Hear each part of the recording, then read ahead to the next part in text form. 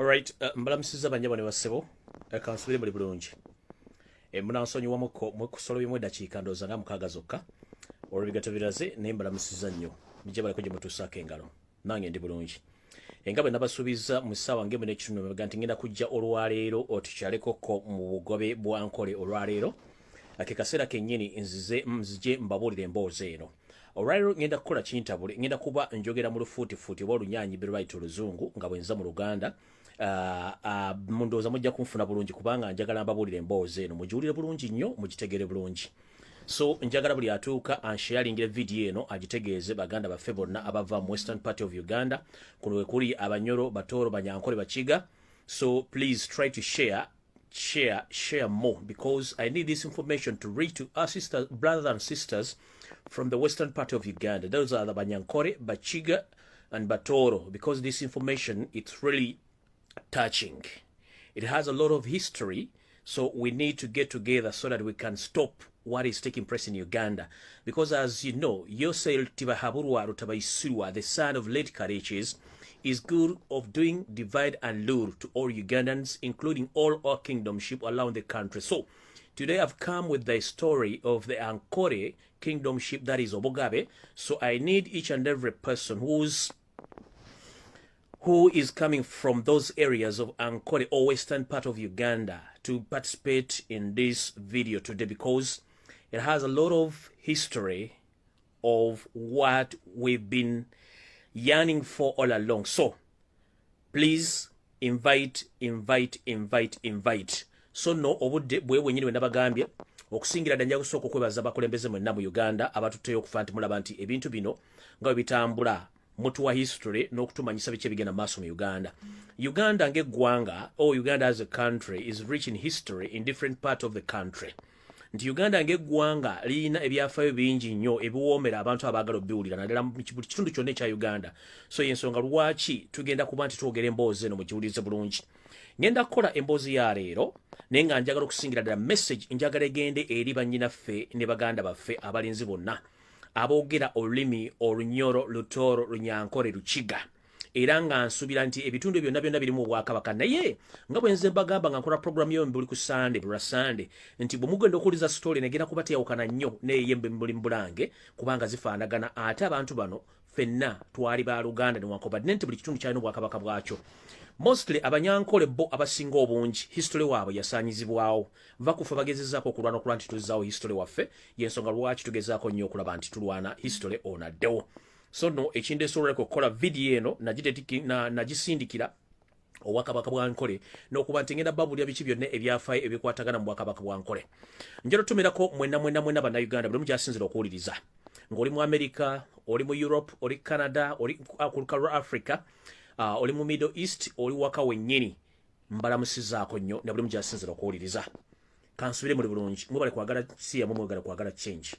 Obudde tulina butono nnyo, speed nnere nnyo naye ate video eno wenjibaliriza mugenda kuba mutegedde ekituufu ki Yoseri Tibahaburwa Rutabaisirwa, the son of Kareches, who is he? Because this man is good at camouflaging. And when I'm going to read this story or to tell you the story of the Bogabe Wankore, even his name is included here of confusers who confuse the Banyankole. So now njala tandika ka video kana ngenda kubanga nkakola nga nkagala mu Luzungu nga bwe nnyonnyola mu Luganda abantu basobole okumanya. Abamanyi Olunyankole mujja kunsonya Olunyankole sirumanyi nduwulira oli bw'aba alwogere ne sobola lwogera ate sobola kwogera olulimi lukyamya ng'ate sirimenti kukyamya olulimi lw'abantu nduwa ekitiibwa yesobola kisigenda kukozesa Lunyankole ngenda kukozesa Luzungu nze mu Luganda kuba kweza ennimi zombi ebbiri nkimanyi bulungi nti abantu bonna basibuka mu West baba bamanyi ennimi ezebbiri oba tamanyi Luzungu abamanyi Oluganda. So mwena abamanyi Olunyankole mbatumidde nnyo n'Obwakabaka bwa Nkole mbatumidde nnyo. Ntandise bwe nti this is the history background of Ankole Kingdom. Luno nno lwe lugero olwa Bwakabaka bwa Nkole okuva emabega gye bwatandikira n'okutuuka olwaliro we buli.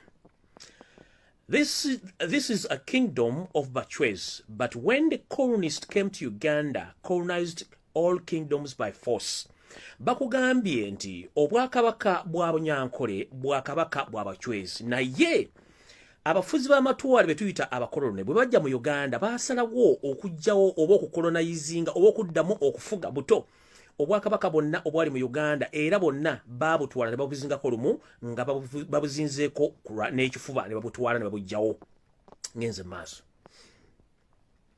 Using gangs to kill our innocent people, bakozesanga ebibinja by'abantu abaali abategeke mu biseera ebyo okuba nti batta abantu mu bwakabaka obwankole weppono obwakabaka obulala bwali bwetolodde kubanga yo omukoloni kyali ayagala kuzikiriza bwakabaka obwali bumufuukidde ekizibu mu nfuga ye nfuga ye ey'amatwale. Ngenze maaso. When they finished all the kingdoms, they brought in some foreigners from other countries in Ankole. Wano bakugamba nti ng'omukoloni amaze okujjawo obwakabaka obusinga obungi mu Uganda. Omukoloni ono era yagenda mu maaso okuleeta abagwira abasinga obungi okubateeka mu bwakabaka bwa Ankole n'abateekamu abagwira abo ng'abajja mu nsi ezaali ziriraanye Uganda okubateeka mu bwakabaka bwa Ankole naddala mu kitundu kya Ankole okuba nti basiisiramu bakole emirimu gyabwe abakolone okuba nti bakyankalanya obwakabaka n'ebintu ebirala byali bikolebwa obwakabaka bwa Ankole. Ngenze maaso. They also bring in Banyarwanda for their own interest. Wano ayongera maaso n'okugamba nti abakolone bano bwe bamala okulaba nti obwakabaka buno babugenda busaanyawo obwankole bagezaako nnyo okuleeta abantu baabwe abamu be baali basuubira nti bagenda bakolera emirimu egyo nga bo mu bo mwe mwali Abanyarwanda be baaleeta nga babaleete olw'ebigendererwa byabwe okuba nti babatadde mu bwakabaka bwankole okukola emirimu gyabwe. Ngenze mu maaso. These Banyarwanda were looking after Omugabe's cattle. Bagambye nti bano Abanyarwanda abaleetebwa abakolone bo bwe baleetebwa Abanyarwanda baali bafaayo nnyo okulaba nti balunda ente z'obwakabaka oba ez'akabaka Wankole gwe bayita Omugabe. Mumpulira bulungi. Omugabe means king or kabaka. Wano bagamba nti Omugabe nga gwe b'okiwulira nti Ssaabasajja Kabaka era n'Omugabe owankole kitegeeza kabaka Wankole. Bwe njagala nkibanyonyole bulungi mukitegeere. So what they did was to plan and kill all lawyers, but that mission failed. Bakugambye nti okuleeta abantu bano abagwira n'abakoloni okuba nga bakozesa abagwira ekigendera kyabwe kyali nti kusaanyaawo abalangira n'abambejja bonna abaali benkanamu mu bwakabaka bwankole okulaba nti babasaanyaawo naye ekyembi nti enteekateeka ennamutaayika yagwa togge era yafeiri nga teyasobola kubanga egenda mu maaso abantu abasinga obungi ne bawona mu bbanga eryo. And some of the family members survived nearly and escaped to Buganda. Bakugambye nti abalangira n'abambejja abamu abaawona mu biseera ebyo oluvannyuma lw'abakolone okugezaako okuteeka enteekateeka nnamutayika y'okutta abalangira n'abambejja ab'obwakabaka bwankole. Bakugambye nti wano abalangira n'abambejja abamu bwe baasimattuka okuttibwa badduka era ne beeyolekera Obuganda obwaffe bwe twogeramu Buganda era gye baabeera mpaka ebigenda mu maaso bwengenda bitagira vision gye neekoma. Era bwe baatuuka mu Buganda baabaaniriza bulungi nnyo era ensonga zonna ne bazitambuza bulungi. Ngenze mu maaso. Olw'okubadde newankubadde owaano vidiyo egenda mu maaso negamba nti after they survived the escape to Buganda because there was a good friendship of Mugabe. So this Kabaka of Buganda, Ssaabasajja Mwanga, took the responsibilities to take care of the children of Omugabe of Ankole. But as the war went on, finally the king was poisoned.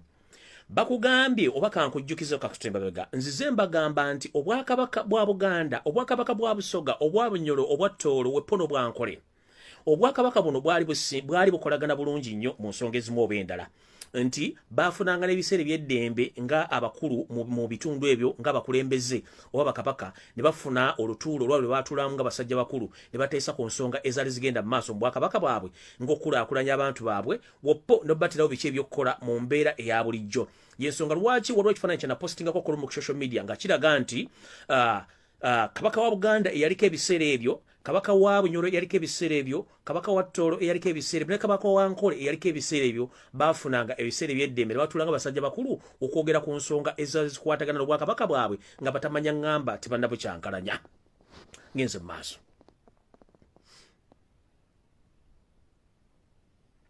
wano bakugambye nti Ssaabasajja Kabaka Mwanga yatwala obuvunaanyizibwa obw'okulabirira abaana omugabe wa Nkole era yakikola bulungi okutuusiza ddala olutalo lwanyenyiitira nolugenda mu maaso okutuusa Kabaka okutuusa omugabe owa Nkole bwe yaweebwa obutwa n'afa. Ngenze mu maaso.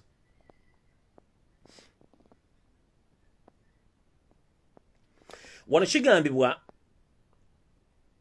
nti Kabaka bwe yaweebwa obutwa bwamuweebwa Mugabe Ntale VB Lubambashi. Now after killing the king of Ankole, the clan council sat down and chose from the princes or from the prince, and they choose Kayahaya Sulaiman. Wano bakugambye nti okuva lwe bakola enteekateeka ejjawo Kabaka wa Nkole nti olukiiko lw'abalangira lwatuula bulungi nnyo ne lulonda okuzzaawo omuntu eyali alina okusikira Namulondo eyo kuba nti obwakabaka butambula, era mu bantu abaatuula baasalawo okulonda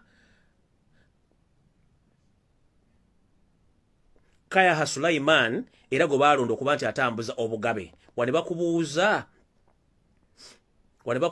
nti lwaki olukiiko lwasalawo okulonda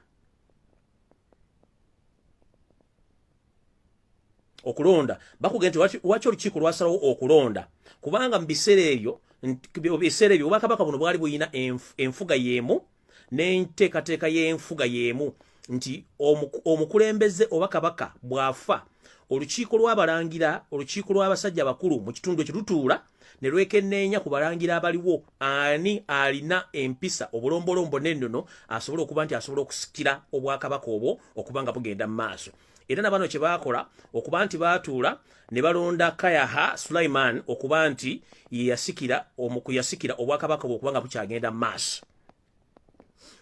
Wano bagenze mu maaso ne bagamba the council decided to choose Kazini because the children of the king Ntale were exiled in Buganda, later ran to Bosongora, but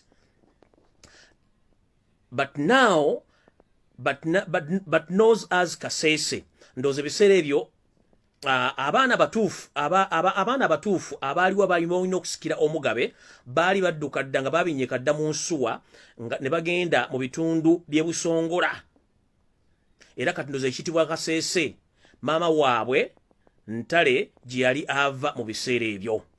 Naye abantu bano okutandika okufuna obuvuyo buno bwonna buva ku kingenze maaso.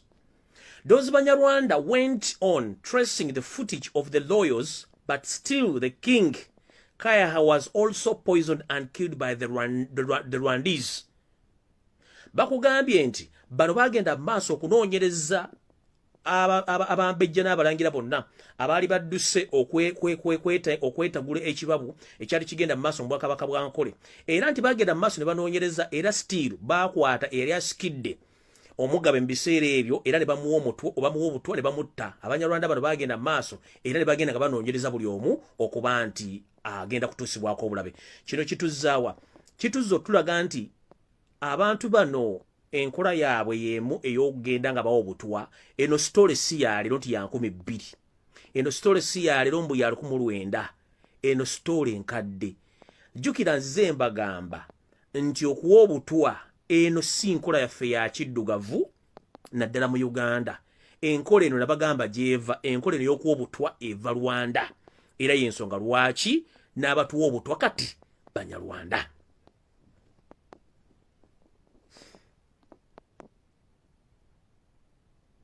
Mpalalanga Begota oba kanzire wano munsoke mumpulirize bulungi nti bano abasajja when the Banyarwanda went on tracing the footage of the royals, still King Yahya was also poisoned and killed by those Rwandese were also foiled. Kati mu bantu bano bamala okutta oli kabaka era bagenda maaso ne batandika okunoonya abalangira n'abambejja abaali basigaddewo. Kati ku balangira abaali basigaddewo kamba menyereko obbo kubo be baali basigadde nga bagoberera. Kuno nno kwaliko Mpalanga Begote, kwaliko Nkuranga Begote, Rwagatorogo Begote, Ruhamba Charis, who was chosen as a Gomborora chief in Ankole Kingdom. So this Ruhanda convinced with Kamugungunu, who was elected as the Prime Minister of Ankole. They used their 99 to kill Kaya Suleiman and appointed Omunyarwanda on the throne. Katunjagala mbasomera akagundi kano mukategeere. Vulugu wava okuba nti obwakabaka bwa Ankole bwakyankana nga bakyaba ababukyankalanya.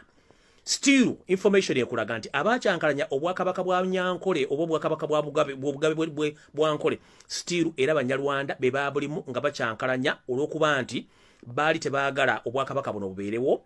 Era ndooza mulebyo ne bigenda mu maaso mu Uganda bandi abakyankalanya, the same people abakyankalanya ate nga nabano basenze. Mu bantu bagoberera okwogera okujjawo baali bagoberera nnyo omwami ono oba omulangira gwe bayita Mapalanga Beguto, Nkurunga Begot, oba oliwadde Mapalanga Begot, Nkurunga Begot, Rwagatoro Begot, Luhaba banagana amanya simangu nnyo.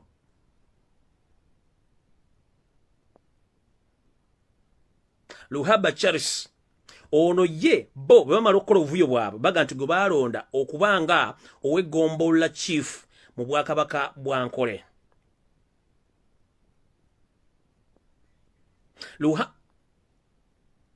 Luhaba convinced with Kamukungunu, who was elected as a Prime Minister of Ankole. They used their 99 to kill Kaya Suleiman and poison. Bana abasajja benjogera ku kintu ky'obutwa n'engeri gye baamu obutwa kikyusa n'obwongo bwawe kubanga eno sitayiro y'okutta abantu mbi nnyo bino bitandise leero. So bwe bakozesa ono Kaya Suleiman ng'ow'eggombola ye yakola kye tuyita yampointi oba yalonda Omunyarwanda okuba nti atwala entebe y'obugabe bwa Ankole. Ngenze maaso bwe bamala okujjawo n'okunoonya abalangira bonna abaali benkanamu obugabe bwa Ankole bamaze okudduka okusaasaana, bo benjiri beekolamu omulimu ne batandika okunoonya ani agenda okusikira entebe y'obugabe bwa Ankole. Era gwe baalonda yono yennyini gwe baalonda okuba nti asikire entebe eno naye ng'ate weewuunye yali musajja Munyarwanda gwe baali batadde ku ntebe eno. Ngenze mu maaso. Rudahaba Begot, one John Patrick Barije. After some good years, the colonists left Uganda. Bakugambye nti amanya gemmenye waggulu bo baali emyaka bwe gyayitako nga bakoloni bamaze okgenda be baali basigadde mu bintu bino. The Prime Minister Milton Obote abolished all the kingdoms in Uganda, and even all Banyarwanda should leave Uganda. Bakugambye nti buno obuvuyo bumala okubeerawo mu bwakabaka bwa Ankole oba Bugabe. Ebiseera ebyo yali Ssaabaminisita wa Uganda omumpembe Milton Obote Oume yawera obwakabaka bwonna mu Uganda. Era n'alagira n'Abanyarwanda bave mu Uganda badde okwaboobwe. That gain sharing Uganda, they wanted to install Barije, father of Areja Rebishinje. Owulira bagamba nti wano bo omwami ono oba Prime Minister bw'amala bagamba nti Abanyarwanda babinnyike mu nsuwa baddeyo ewaabwe, era baddamu ne bakola enteekateeka. Owulira olwo bakola enteekateeka y'okuddamu okulaba nti ate baddamu ne bateekako Barije ono nga ye kitaawe wa Elijah.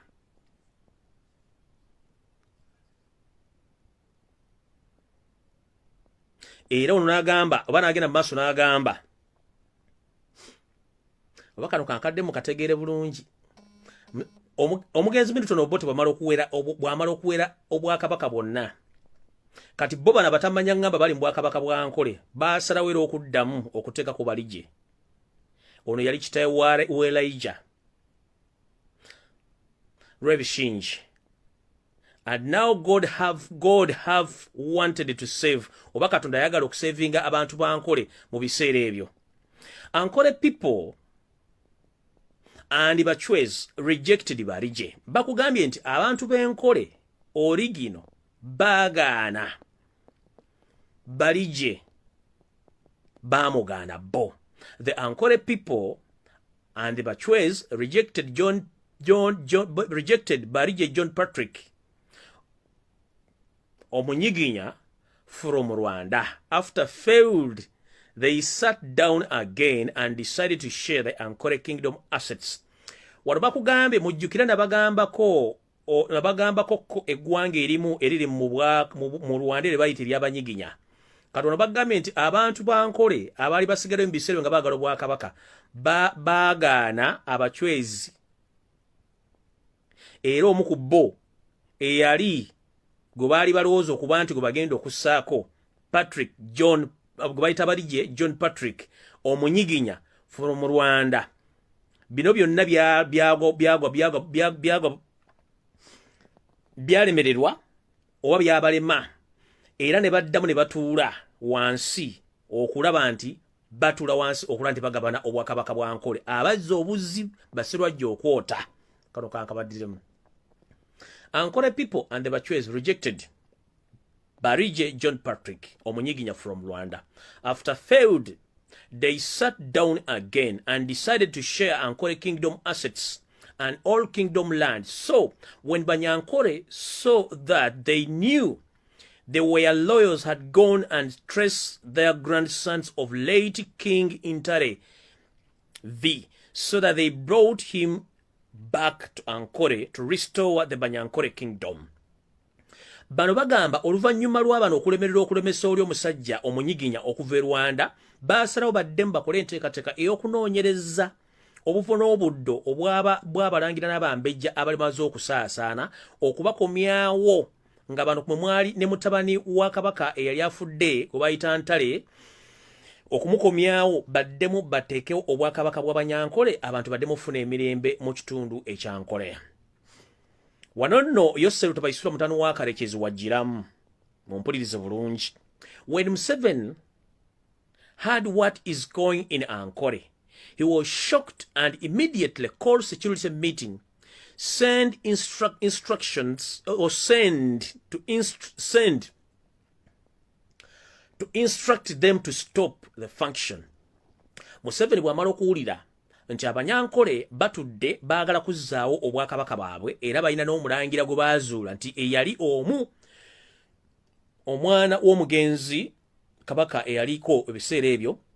Museveni olwakimanya yawulira amawulire agaali mabi gy'ali era bonnambiro yayitirawo olukiiko olw'embagirawo olw'ebyokwerinda n'awa ebiragiro okuyimiriza omukolo guno okugenda mu maaso.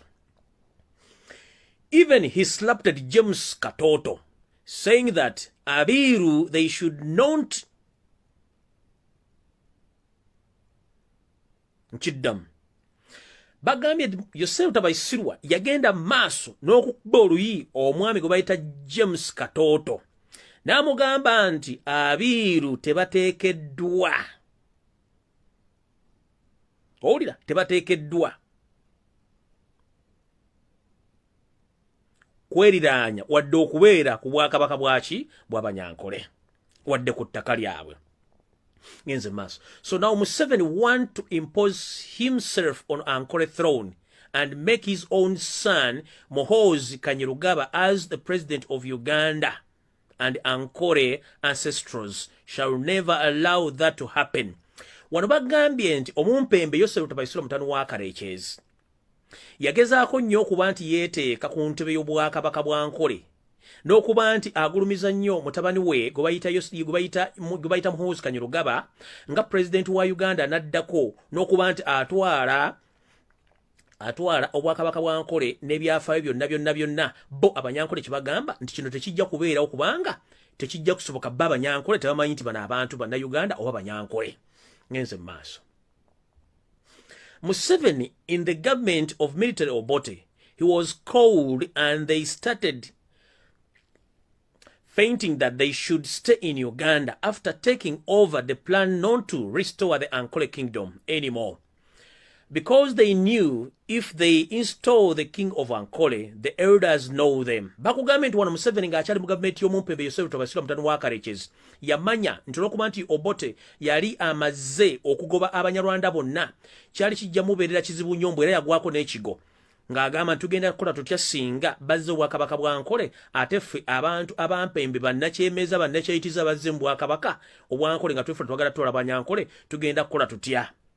Yensonga lwaki Museveni yagezaako nnyo okulaba nti tebagenda kuzza obwakabaka bwa Nkole olw'ensonga nti banaamanya nti obwakabaka Nkole buzzeewo Abanyankole oligino bajja kumanya nti Museveni n'abantu be si bannayuganda era si Banyankole tebateekeddwa kweyita Banyankole. Ngenze mu maaso. They planned another divide Ankole in two parts. Now those Banyarwanda call themselves Abahima and the owner of the land were called Abahiru. Wano Museveni nga bwe nabagamba nti ye enfuga ye ya divide and rule yawula ofuge. Museveni enteekateeka eri bwe mala okulemebwa ey'okuba nti Obote yabagamba buli munyarwanda abinyiike mu nsuwa dde ewaabwe. Museveni ne banne nga bali mu bitongole by'okwerinda mu rigimu y'Obote era baakola enteekateeka endala ey'okwawulamu region y'Abanyankole oba obwakabaka bwa Nkole mu bitundu bibiri kubanga yegge enkola ye. Ekitundu ekimu nga kirimu Abanyarwanda abeeyita Abayima. Ekitundu ekyokubiri ekyalina ettaka nga kyo bakiyita oba nga kirina ettaka kubasinziira nga bakiyita Abiiru. Ndowooza wano wava olugero lugamba nti waliwo ebika bibiri eby'abantu mu Ankole eyo abeeyita Abahima n'Abahiru. Naye ng'abantu bano bw'obatunuulira banjawulo nnyo ne mu bikolwa. Banjawulo nnyo ne mu biki n'ebikolwa. Olw'ensonga bo bagamba nti Museveni bw'amala okukola ebintu bino yensonga wavudde akagero kali ke mbagambye nti waliwo omwami yannyumiza nti yaliko mu takisi emu oba mu baasi ng'etudde ejjudde bugule.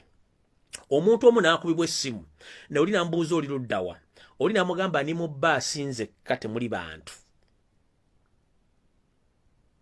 Baasi ng'ejjudde oli bagamba ndi mu baasi nzekka temuli bantu. Wano nno wava olugero olwo olw'ensonga nti bano abasajja bo baakikola bulungi nga bamaze okupulaninga okwawulamu abantu bano era bulijjo kyensiba mbagamba nti we need to unite as Ugandans before it's too late. We shouldn't let Museveni and his foreign refugees to divide Ugandans because we are brothers and sisters. Although we speak in different languages, but we share the same cultures as we are black Africans. And most especially, we the people who are found in Uganda, we must unite together against these intruders. Ngenze maaso. Kambaddemu kano wammanga mukategeere bulungi. After all the plans failed, Museveni himself planned another divide of Ankole in two parts. Now those Banyarwandas call themselves Abahima and the other owner of the land, bannannyini ttaka, ne babayita Abiiru. After all go back to Rwanda and all Banyarwanda were in Uganda were stuck and they sat a meeting asking themselves where to go. Ngenze mu maaso.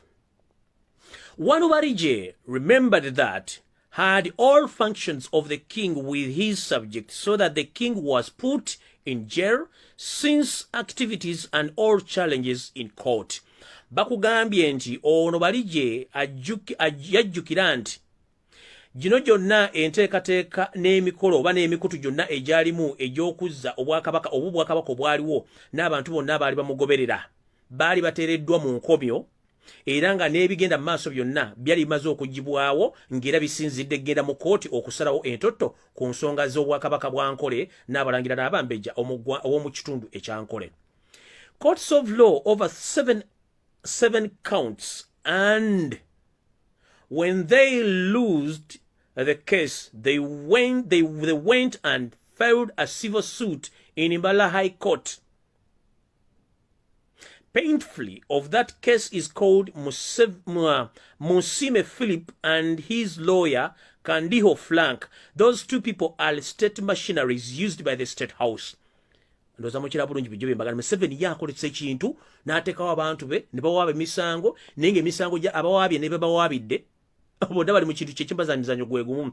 Katonda akugambye nti abantu bano bayagala batwale emisango. In fact owaabira otya ettaka lyotazaalibwako n'okyankalanya obwakabaka n'obusaanyaawo ng'ate gwe oyagala obweteekeko n'otuuka n'okuwaabira emisango egitaliiyo. Kankabanyonyerera bulungi. Ensonga zino zaagenda mu kkooti era emisango gyali emisango 7. Gyonna ne bagikola ki ne bagifiirwa era ne bagenda maaso ne bateeka emisango emirala mu kkooti ensukkulu mu kibuga Mbalala. Era emisango gino gyali wakati w'omwami gwe bayita Musime Phillips ne balooya omulala gwe bayita Kandiho Frank. Bano nno bakugamba nti bakozi ba State House abajjudde emirimu abakozesebwa Museveni okuba nti batwala bavuzaabuza n'okuba nti bafutyanka obwakabaka bwa Ankole. Ngenze mu maaso. Musime Phillips works in Nira, purposely there to spy on Ugandans. Bakugambye Musime Phillips akolera mu kitongole ekiwandiisa endagamuntu mu Uganda era aliyo mu kuketta n'okumanya bannayuganda ki abali mu Uganda na biki bakola. Mujjukire nabagamba nti ekitongole ekigaba ndagamuntu mu Uganda kyonna ekyannira kijjudde Banyarwanda abakola ku Mande mpaka Lwakutaano ne balinnya zimpenkoni zi V8 ne bavuga ne badda ewaabwe badda ku Lwamuka badda ku Sanda akawungeezi sina kindi bayitiramu ddala ne bagenda e Rwanda. Ekyo nakibagamba ne mulowooza nti nsaaga kati na kino mukiwudde mu kiwandiiko bino biwandiiko sinze na biwandiika bibadde mu archives z'Obwakabaka bwa Ankole nga bategeeza ebintu bino. Ngenze mu maaso. Museveni and Kandiho Frank is well known in land saga to evict innocent Ugandans. He is well remembered when they evicted James Katoto.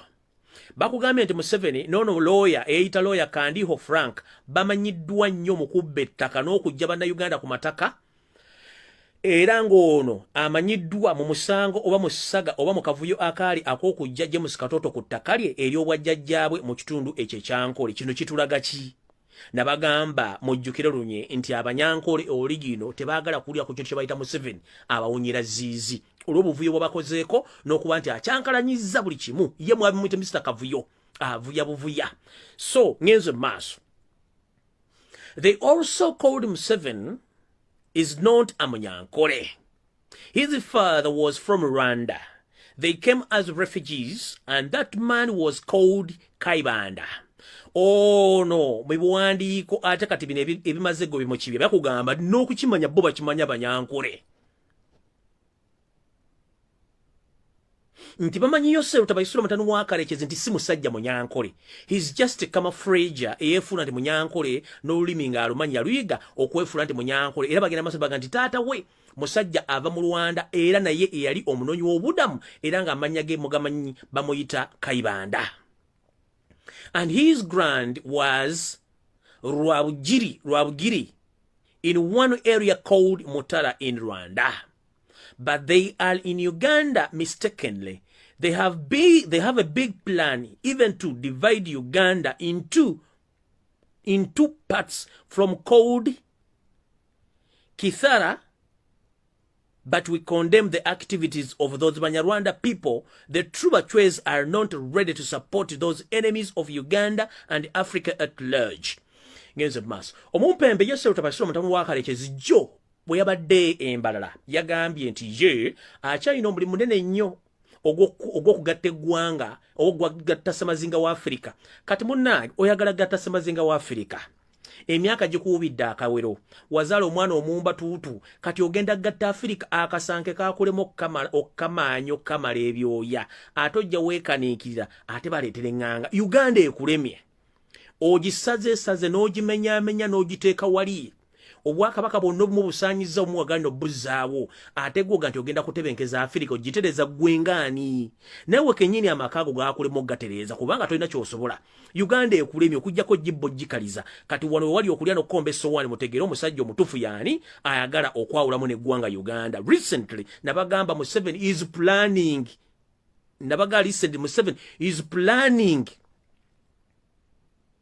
okukendeeza bannayuganda n'okuyingiza abanyarwanda mu Uganda okufuula eggwanga Uganda part of Rwanda era n'ekitundu kiri kye basala ku Congo kye bagenda okukola enguudo ku ssente Katumba Wamala ze yasayininga ne parliament balifuula eggwanga baligatte ku Uganda babe nga balina ensi ze beetondedde obbe kennyini ku lwabwe kati gwaddeeyo musimayi Museveni mpaka lasti nga tomalina buvobo na buddo naawe ebintu bibijja kgenda okitege nti boozanyisa si bannayuganda engenze mu maaso kano kankabaddire mu bulungi mukawulire bulungi.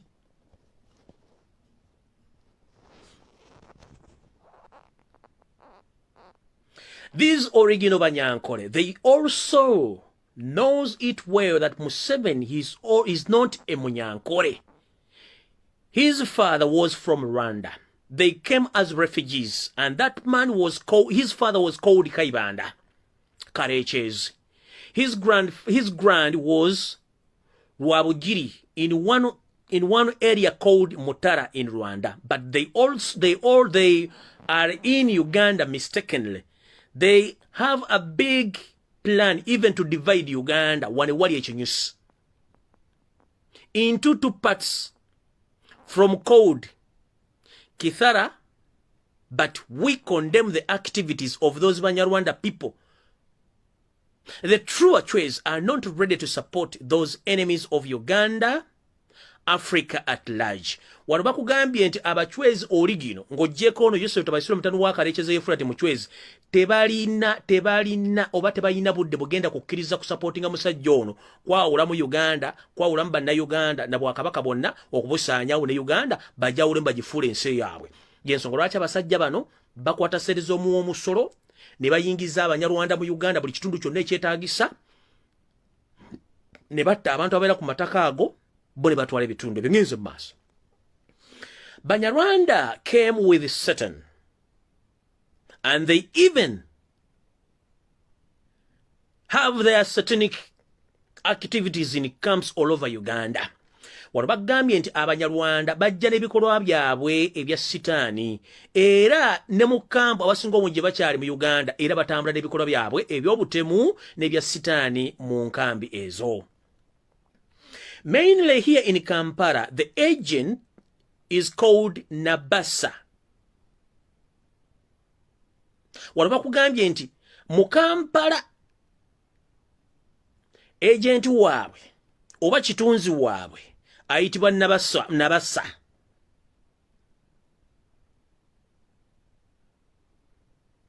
That Satan is based in Garuga. Wulira wano wali ekinyusi. Bakugambye nti okusinziira wano mu Kampala alinga mama fiina waabwe era nga ye katonda waabwe asamira era basamirira ebikolwa byabwe eby'obwannabbi bwa sitaani ayitibwa Nabasa. Gwawa.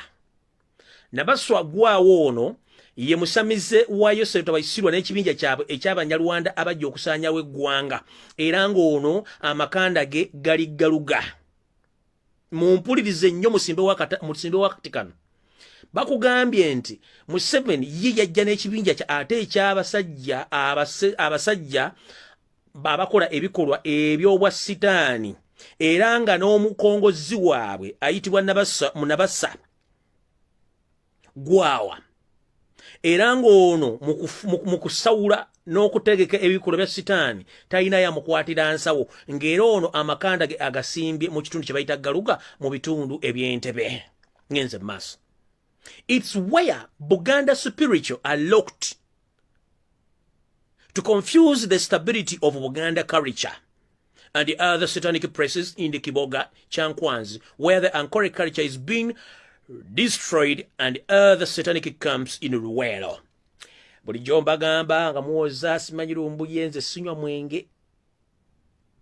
Ekitamiiza ekyanga bakiyita Coca-Cola, pozi n'amazzi ne juice.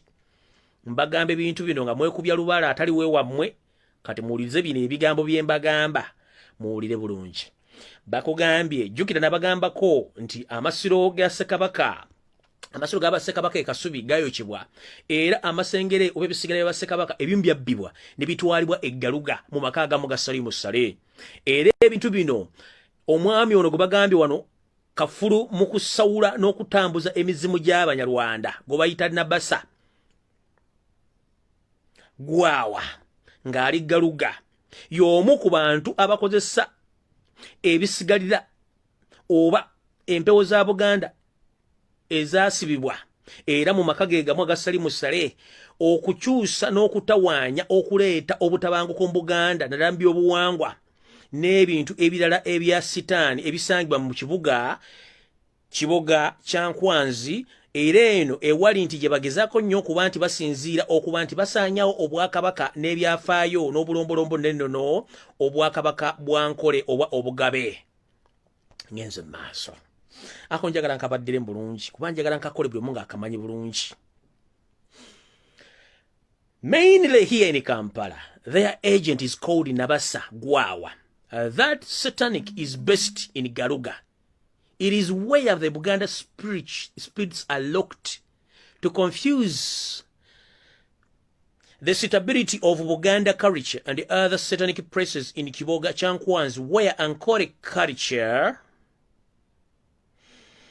other satanic places, Kiboga Chankwan's, where Ankole culture is being destroyed and other satanic camps in Luwero, where they have to use armament to make them cultural leaders, all parts of Uganda. They arrest of the king caused by the former Minister of Gender, Major Janet Mokwaya. Muwulira. Ngenze maaso.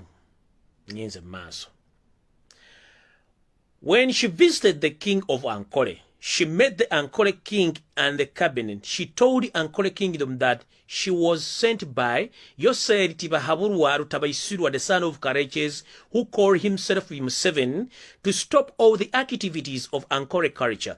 She went on telling the Banyankole that Museveni government shall never allow the Ankole kingdom to exist when they are still in power. Wano bakugambye nti Yoseri Tabaisirwa mutanu wa Kareches, omusajja Omunyarwanda afuwa n'emmindi n'emuyitira matu, yagenda maaso n'asindika omumpembe eyaliko minisita we omukyala Janet Mukwaya n'asindikibwa okukyalako mu bwakabaka bwa Nkole, era gye yasinkana kabaka wa Nkole n'akakiiko ke akatonotono akaaliko, n'abagamba ebigambo bino wammanga. Yabagamba bw'ati nti obwakabaka bwa Nkole nsindikiddwa Yoseri Tibahaburwa mutabani wa Kareches mugomuyita Museveni okuyimiriza enteekateeka yonna namutaayika ey'obwakabaka bwa Nkole egenda maaso. Yagenda maaso omukyala Janet Mukwaya n'agamba kabaka w'Abanyankole, n'agamba nti Abanyankole nti gavumenti ya NRM ekulembera omumpembe Yoseri Tabaisirwa mutano wa Kareches tejja kukkiriza wadde olunaku n'olumu akatikitiki wadde essaawa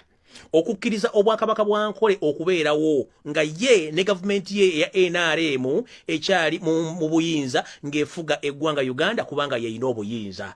Mwakihulula, mukiwulidde eno video. In fact I propose ku Sunday njiddemu njigatte neyo mbimbuli mbulange mutegere obuzibu bannayuganda bafacinze n'abasajja bano. They are not here to lead us, they are here to mislead us and to destroy Uganda. Eno kanjiddemu kano kanyumidde. The former Minister of Gender, Major General Janet Mukwaya, when she visited the king of Ankole, she met the Ankole king and his cabinet. She told the Ankole kingdom that she was sent by Yoseri Tibahaburwa Rutabaisirwa, the so-called Museveni, to stop all the activities of Ankole culture. She went on telling the Banyankole that NRM government shall never allow the Ankole kingdom to exist when they are still in power. Ngenze maaso. She ordered the RDC, Captain Matthew Asimwe, by then, who was in charge of security, to keep in touch, together with the former IGP, General Kareches Kaihura. So after the meeting, the Lakeview Hotel in Imbala town.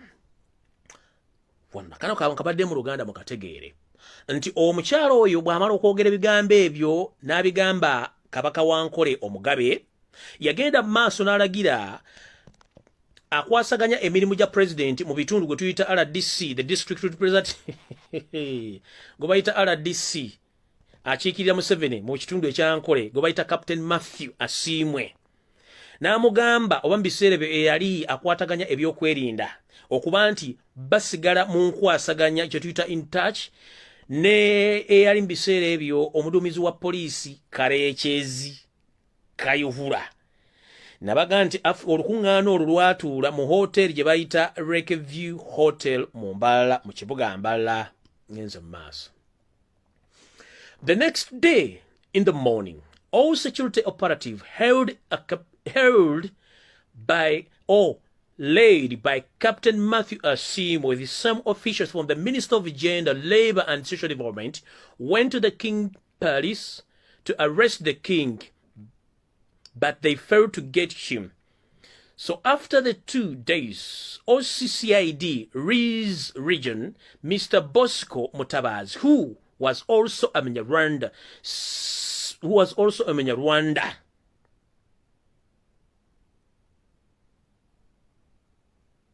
ngenze maaso oluvannyuma lw'olutuula luli olwatuula ku makya ag'olunaku olwaddako akakiiko k'ebyokwerinda kakwataganiramu naawe bonna bampembe bakwasaganya ebyokwerinda nga bakulembeddwa omumpembe Matthew Asiimwe n'abakungu abamu abava mu minisitule y'ekikula ky'abantu n'emirimu n'enkulaakulana ne bagenda mu lubiri olw'omugabe w'obwakabaka bwa Nkole ne bagenda bamukwate bamutwale bamusibe naye baalemwa mu kulemwa OCCID ow'ekitundu kye bayita Riz region omwami Bosco Mutabazi ono nga naye musajja Munyarwanda mumuwulidde bulungi be bakozesa babatuuma amanya gaffe ne bakamafraginga ngenze maaso. The king to report ono omwami Munyarwanda yali regional police commander yagenda maaso n'asayininga ekiwandiiko ng'akitegeeza nti kabaka w'Abanyankole oba gwe tuyita omugabe alina okujja okweripotinga oba okweyanjula ku poliisi y'Embarara ng'obudde bukyali nga nena bugisimufungize. Wano kanka basomere mukawulire bulungi. He signed and ordered the king to report to Mbarara regional head offices. When the king reached there with some of his cabinet members were imprisoned in police cells for 7 days. Then other lawyers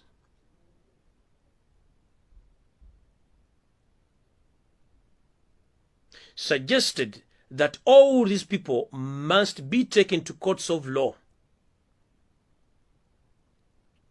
Because the lawyer told them it is illegal to detain those people. So when they reached the court, all the cases were dismissed after they had failed to produce enough evidence to court. Since then, they plan to go to all kingdom cabinet to threaten them to be jailed. Ndowooza muwulidde bulungi nnyo Museveni obuvuyo bw'akozesa okuba nti ye ali mu kuvuga kutawaanya na kuggyawo bintu byonna ebyasangibwawo. Wano bagenda mu maaso ne bagamba nti our king is not safe at all. Even they reached on any extent of using some of his members to kill him, but they loosed. Also they poisoned him, but Abachwezi still saved him. Bakugambye nga bw'eri enkola y'omumpembe Yosefu Tabaisirwa mutano wa Kaleekyezi okukozesa obutwa.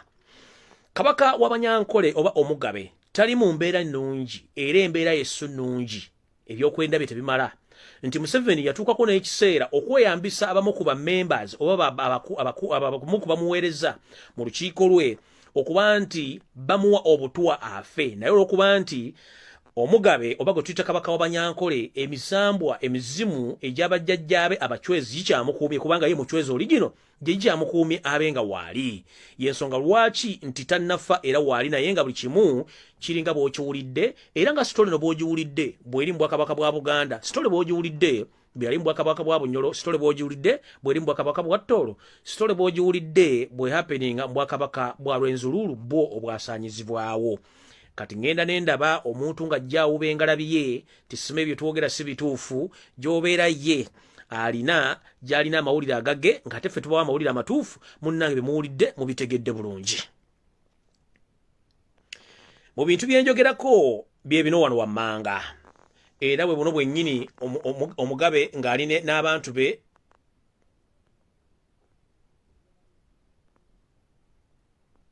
loza musobola omulaba obulungi nja bipostingayo era wuuyaawo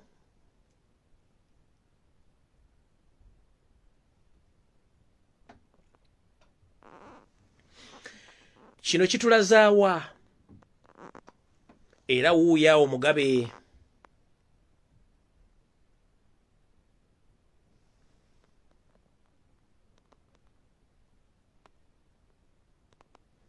era omugabe wuuyo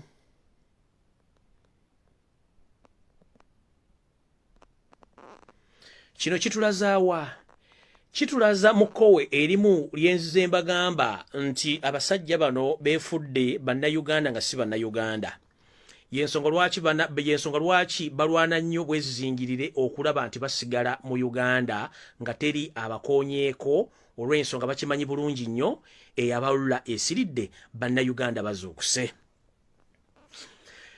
eno akakunizo kano njagala kagende eri omusajja gwe bayita Jeno Kayinde Otafiire nga nfundikira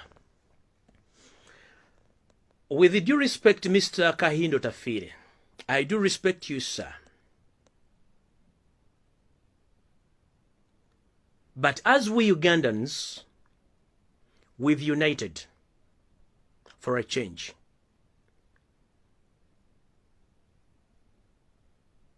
And we are united for a cause.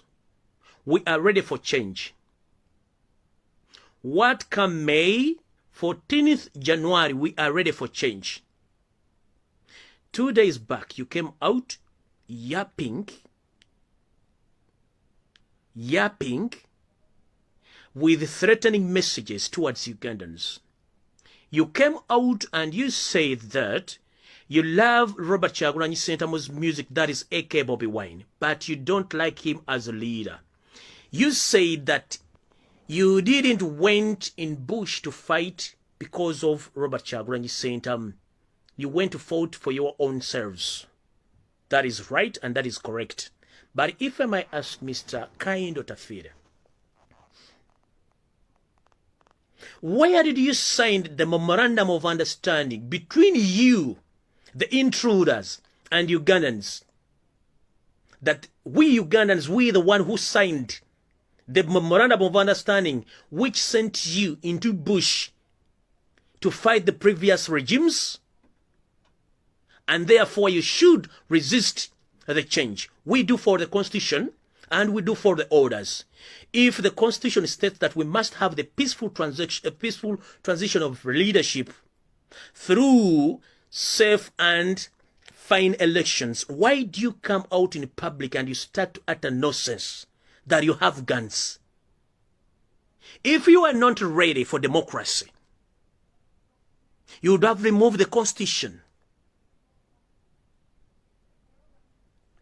But if you don't produce the memorandum of understanding between Ugandans and you, the intruders, stop coming out in public and utter nonsense. We are not ready for that nonsense. That system of intimidating Ugandans must stop. And sometimes we ask ourselves, are these people went to school or they are not learned? Because such statements, they are contrary to your such statements, they are contrary to our standard, to our understanding, because we know that we are dealing with people who are informed. But at the time, we start asking ourselves, are these people really are informed or they just pretend to be informed? Kayinde Otafiire. Some time back, you were the Minister of Constitution. Hope you know the law. But coming out, threatening Ugandans, reminding them about the war in Luwero. If I may ask, during the Luwero war, how many people in your family lost their lives because you went in bush? Nobody. The families of those people who died during the 1980 guerrilla war, they were not from your family. All those people who died, they were all Ugandans who fought their nations, but right now they are suffering. So please, Mr. Kaindo Tafiri, with due respect, I don't want to abuse you, and I don't want to disrespect you, because I know you have a family, you have been a leader, but now you are turning against the Constitution of Uganda. You are turning against Ugandans. Please behave. I respect you and stay in your line. Don't intimidate Ugandans. Don't ever come out in public and start utter nonsense words. Because we are more than ready to defend the Constitution of Uganda and to defend Ugandans.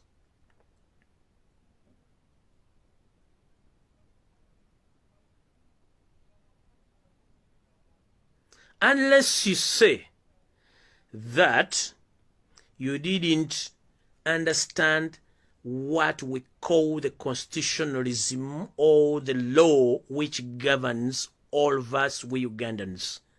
It is stated very clearly that we must conduct the peaceful elections to change the leadership, not by using the gun, as you say.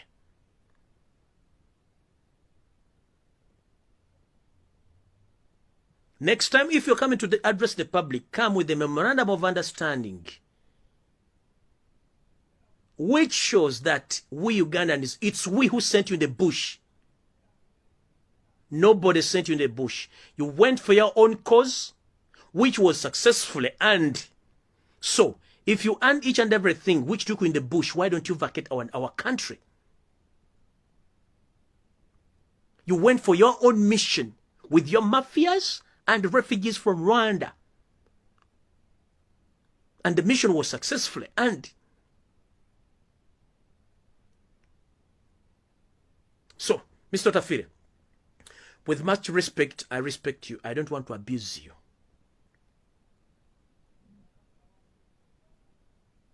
Never ever again to talk like a nursery kid. Never ever again to come out in public and you talk like a nursery kid. The world is watching.